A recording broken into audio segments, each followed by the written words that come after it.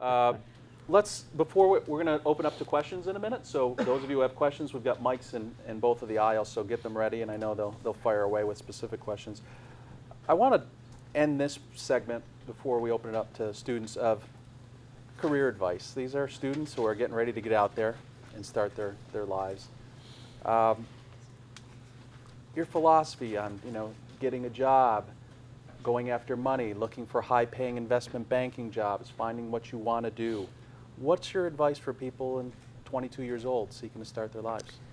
My advice is don't chase money. Do what makes you happy, what you're passionate about, and hopefully the money will follow. But even if it doesn't, you'll have a better life.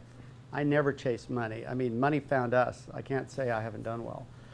But it was never an objective to make a bunch of money or to try to maximize my net worth. It was always about having the most fun, doing what I wanted to do, the way I wanted to do it. And looking back, I wouldn't have done anything any differently. So I think that's the best advice.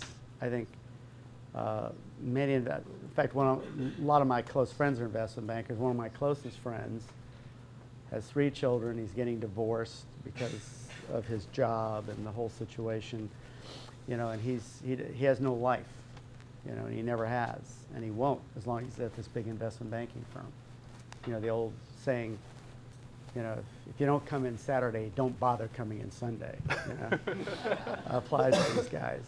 So I would say you've got to do what you're passionate about, but also you got to take some risks and take some chances. I think we've always tried to be entrepreneurial, and because I think it's fun. I also think it's a way of learning. The best way of learning is by doing. And the first financing deals that I did, I had no idea what I was doing.